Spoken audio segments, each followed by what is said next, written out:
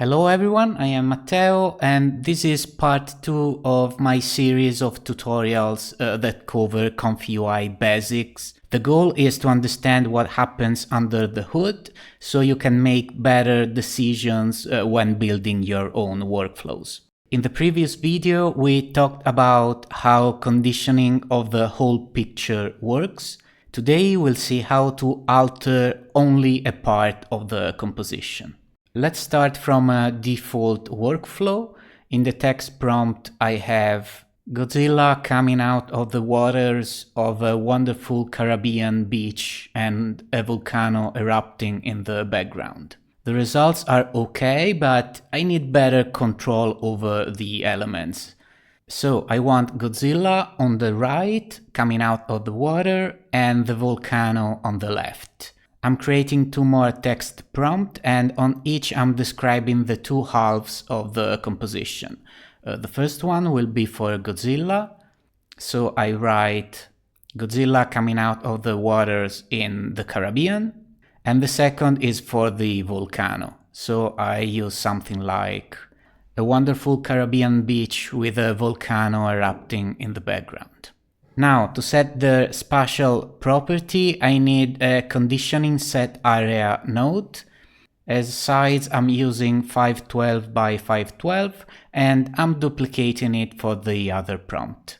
Godzilla goes to the right, so I also add 256 to the X offset. And now I need to connect everything together with 2 conditioning combine nodes. One that merges the 2 halves and one for the overall scene description. Of course, I need the clip model and we are ready to generate. From this moment on, we will always have Godzilla to the right and the volcano on the left. The scene probably needs a bit more room because we have pretty big elements. Let's try with 864 width. We can do 864 minus 512 in the X offset, but to automate the process we could use some math nodes. There are many around. Here I'm using simple math from the ComfyUI Essential extension. I'm using the first one for the final image width, that is 864. Then I add the second math node and I connect the int value of the previous math to the a variable and write in the value field a minus 512. I'm also changing the title to Godzilla offset so I know what that is for. Now I convert the latent width and the X offset to input and connect them to the corresponding math nodes. At this point, if I want to change the width of my image, I can simply change the math node value to say 896 and the position of Godzilla will be calculated automatically. Since there are a lot of overlapping embeds, the image tends to burn a little. To prevent that, we can slightly lower the strength of the 2 areas to like 0.8. And that generally helps with the composition. Okay, now, what if I also want to set the strength of the main scene description? I could use another conditioning set area that takes the whole image, but that would be a waste, so I'm using instead conditioning set area strength. I just put it in between the prompt and the combine node, and just to show you what happens if I don't have a prompt that describes the whole scene, I'm setting this to 0 and generate. As you can see now, the model doesn't know what to do with the 2 halves and goes bonker. Okay, let's set the strength to 0.9 and proceed to the next step. Since the scene can get a little messy with elements that don't merge very well together, it might be a good idea to do a quick first pass to define the overall scene and then solidify the composition with a hide the noise second pass. So I could lower the steps to say 15, but at the moment I'm using DDPM as sampler. The DPM is a not converging stochastic sampler. This means that the image will be quite different, changing the number of steps. Let me show you. As you can see, the composition changed quite a bit. Now let me set the steps back to 20 and set the sampler to DPM++ 2M, that is converging and more predictable. The image changed, of course, but if I now set the steps to 15, the image might be less detailed, but the composition is the same. Now I want to work only on one of the images. I use the latent from batch node, connect the latent and set the batch index to 2 to extract the third image. I can now copy the K-sampler, and with Ctrl-Shift-V I get the node with all the pipe connections ready. Then I'm going to upscale the image we extracted directly in the latent space with NN Latent Upscale. I select SD15 and a factor of 1.5.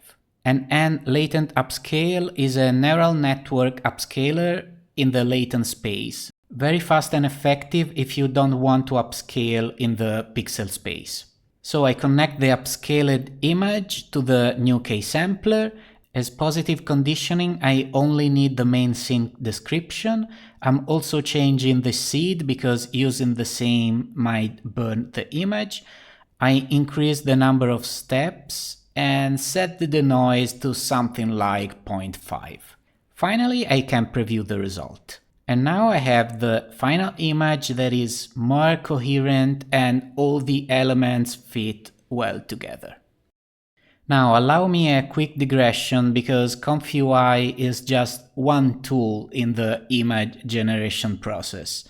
For example, let's take this picture. There are some details I don't like. The color is a bit dark. I don't want city lights in background. Also, there's a weird element on the bottom.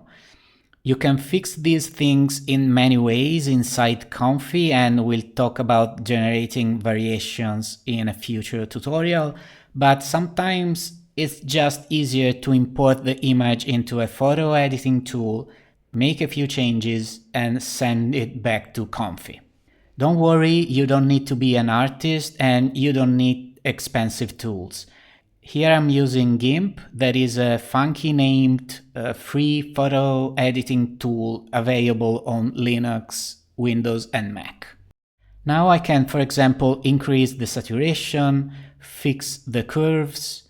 Then with the clone tool I can remove the lights in the background and the rocks at the bottom.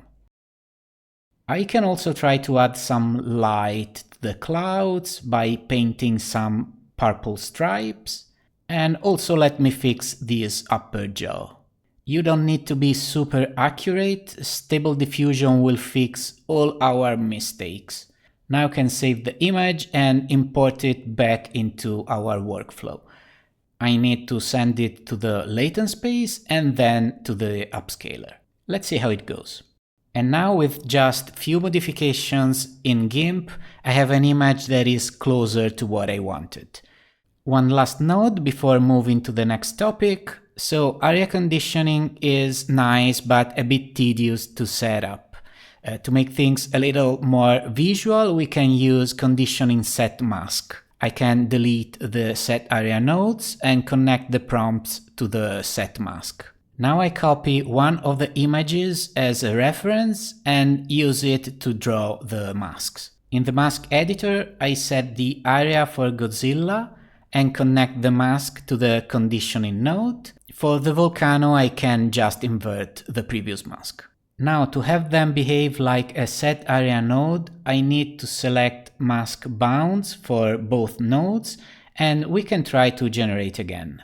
The result will be slightly different, but comparable to what we had before. If I set the condition to default instead, the masking works differently. With default, I don't actually need a description of the whole scene, or at least it's less important, so I can set the strength to like 0.2 or even try to remove it. Let's see how it looks now. Of course, I can set a smaller mask for Godzilla and it will take less room, but this works only to a certain extent. At one point, the model won't be able to fit our beloved giant lizard into the image. So another option that is probably more accurate for spatial positioning is GLIGEN. GLIGEN is one of those "this will change everything" kind of technology that was just forgotten after a few days from release. But it still works very well, so I think it's worth talking about it. I start from a default workflow. In the text prompt I have Red Riding Hood hugging the wolf in the forest and some negatives. I'm setting a few sensible defaults in the K-sampler, and since we have two characters, I'll also make the image wider. Okay, now we need the GLIGEN text box apply, one for Red Riding Hood and one for the wolf. I also need to load the GLIGEN model and connect it to both nodes. In the first text box, I write Red Riding Hood, and in the second, the wolf. As per dimensions, I want the girl on the left, so I set size to something like 384 by 512, and the position to 0, 0. For the wolf, I use the same width and height, but the X position will be 384, so it will stay on the right. Let's give it a try. Okay, now since I want them hugging, I can simply move them closer to each other. Let me try by setting Red Riding at 128 and the wolf at 256. Okay, now they are hugging.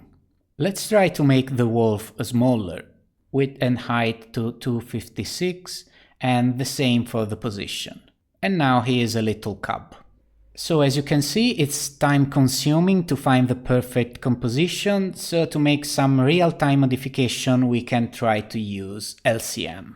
LCM are models meant to be sampled in very few steps, making the image generation super fast. If the checkpoint is already an LCM model, you can select it directly from the load checkpoint node, otherwise we can use the LCM LoRa. So I need a load LoRa node, I select the LCM LoRa for SD15 and connect the model and the clip. This is not strictly needed, but I'm also adding a node called Model Sampling Discrete and connect it just before the K-sampler. Now I can set very few steps, between 4 and 8 is usually good enough, and I need to drastically lower the CFG. Let's try with 1.8. The sampler must be LCM, and SGM uniform scheduler usually works very well. Okay, let's see. Good, the parameters are fine. All left to do is to activate the extra option and select Auto Queue.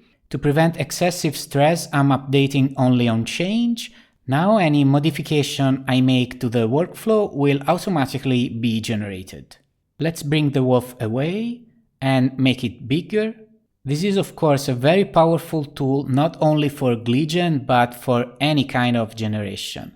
It's very useful, for example, to see how the model reacts to prompting. Let me try to change the scene a little. This gives you an incredible insight on how the model is trained and what are the best keywords to use.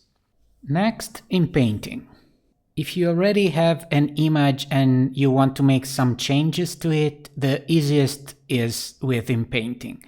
There are a few ways to inpaint, and in ComfyUI it's not as straightforward as in other UIs. So let's start with a default workflow. As prompt I have close-up astronaut woman playing with her cat inside a futuristic sci-fi spaceship, and some classic negatives. I set a fixed seed, and since there's a lot going on in my scene, I'm also increasing the steps, lowering the CFG, and picking a sampler that I like. Okay, let's give it a try. Okay, this is not bad, but we can do better. This is just weird. Nope, no cat. Nope, almost there. Here they're outside. Oh my god, what happened to this cat? Wrong hands. And finally, let's work with this one. Like before, I'm upscaling the image a bit with an N latent upscale. The model is SD15 and the factor 1.5. Then I duplicate the K-sampler, connect the latent to the upscaled image and set the noise to 0.45. I'm also changing the seed, lowering the steps, and we are ready to see the result. Yeah, very nice eyes. So now I'm copying this picture and using it as reference for the mask. I select roughly the mouth area and connect the mask to the set latent noise mask node. I now duplicate a K-sampler, connect the latent from the previous generation to the latent mask node, and then to the K-sampler.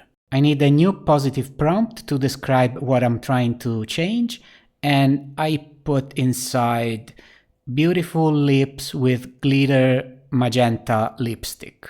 Connect it to the K-sampler, change the seed, and set the denoise to around 0.5. And boom, done. Super easy, and we didn't use any dedicated model. We actually reused the checkpoint from the original generation, so this is very efficient. Now, this worked easily because magenta lipstick is still easy to do for the model. If I try with something like green lipstick, it probably won't work right away. Yeah, it didn't listen, so it needs more convincing. We can try to increase the weight of green lipstick a little and also increase the denoise just a smidge. Yep, and it worked. Great, so if you need small changes or changes that don't need a huge amount of interaction with the scene, the set latent noise mask is the fastest, easiest solution. But if, for example, I want to change the hairstyle and I want to give the woman short hair, that might require an inpainting model. There's a lot of overlapping between the hair and the cat, the spacesuit and the background, so we need a different workflow. So there are two ways to inpaint in Comfy. The first one is with they encode for inpainting. The other is with Inpaint model conditioning. In my testing, the latter is generally better, so we are going with that. I need a new load checkpoint where I will select the Inpaint variant of the same model that I've used for the image generation. Then I'm copying the text prompts, a K-sampler with a denoise of 1, and then I connect everything together. As base image, I'm taking the green lips woman. Now I'm using the same image to draw a mask that will contain all hair. It doesn't need to be precise, actually it's better if it's quite bigger than we need. Now in the text prompt I give the new context. Close-up astronaut woman with beautiful short green hair. I need a preview of course, and I can generate the new image. And it's done. Now, can I use this with a not inpainting model? Yes and no. Let me try to select Dream Shaper and generate again. Yeah, as you can see, it didn't work, but I can lower the denoise a little, like to 0.7, and it should work. But there's actually a better way, even if you don't have an inpainting model. I'm taking two load checkpoint nodes. In one, I'm loading the base SD15 model, and in the other, the base SD15 inpainting model. Then I need a model merge subtract and connect the two checkpoints to it. Since the inpaint model is the base model plus inpainting, if I subtract the base model to it, all I'm left with is the inpainting stuff. Now, for the actual generation, I'm selecting a checkpoint that I don't have the inpainting for, like Reliberate. I'm adding a model merge add, and I connect to it the subtracted model and Reliberate. Basically, I've added the inpainting bits to the checkpoint. Now I connect the merged model to the K-sampler and we are ready to go. And it's perfect. Just to check the difference, let me try to connect Reliberate directly and generate again. And as you can see, it's a mess, meaning that our model merge actually worked. Okay, we've learned how to change things inside our image. What about adding things outside? For that, we have, of course, Outpainting. So there's a very convenient node called Pad Image for Outpainting. I don't recommend using it, but let's see how it works and then we'll compare it to what I actually use. Let me set back Dream Shaper Inpainting as checkpoint and delete all the model merging stuff. Now I connect the image to the Outpainting node and pad it by 256 pixels on the left. Then I duplicate the previous K-sampler and the Inpainting node. To Stable Diffusion, Outpainting and Inpainting are the same thing, so there's no specific Outpainting conditioning node. I need to connect the padded image and the mask, and I need a new prompt like interior of a sci-fi spaceship. This will only describe the outpainted area. This goes in the positive, and finally I can preview the result. So this generally works, but sometimes the results are a bit random and out of context. Also, it's really not great when the outpainted area is small. Like if I set 128 instead of 256, the model is not trained for that, and sometimes you get just solid bands.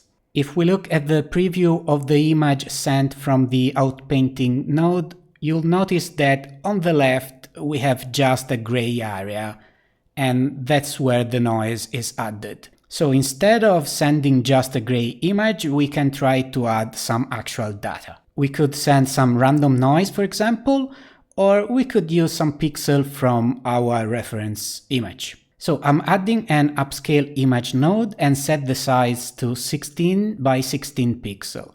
Then I upscale again to the actual final size of the picture, that is 1024 by 768. The result is an extremely pixelated picture, that is what we want. Now I can put the image to outpaint over the pixelated one with an image composite masked node. The X offset is 256, and the result is what we are actually going to outpaint. As you can see now to the left, instead of just a gray band, I have colors from the original composition. Now I'm duplicating the K-sampler, the Inpaint node, and the preview. To create the mask, I can use the same pad image for outpainting node that simplifies the mask creation, but we are not using the image output. We take instead the composition with the pixelated area. And we can finally see what we've done. If I run multiple generations, the result is generally more consistent with the reference image, if not a little less creative. So if the outpainted area needs to be very different from the main image subject, you may want to keep a flat background. If you want a more coherent result, you can instead try with this method. Okay, one more thing. It's very important to remember that when you apply a mask to a latent, that mask is carried on until you convert to the pixel space. That means that if, for example, I want to add a second pass to this image, the changes will be applied only to the masked area and not the whole picture. If I go through a second K-sampler here and set the denoise to 1, the only affected area will be the section that we masked for the outpainting. As soon as you decode to the pixel space, the problem is solved, and I've seen often people converting the image back and forth the latent space like so, which is not ideal. First of all, it's computationally expensive, but also the VIE is a lossy process, so you are adding artifacts twice. The right way to do it is by resetting the mask. You can do that by adding another set latent noise mask connected to a completely white mask, or better, use a remove latent mask node. This one is from ComfyUI Essentials. Now, if I generate again, the whole picture will be affected. Okay guys, I think we can wrap this up. As I anticipated in my previous basics video, it takes me a lot more time to make these kind of tutorials, compared to my regular stuff. So yeah, please let me know what you think and if I should keep making them. I guess this is all for today. See you next time. Ciao. Just to check the difference, let me try to connect reliability. Just to check the difference, let me try to connect reliability. Just to check.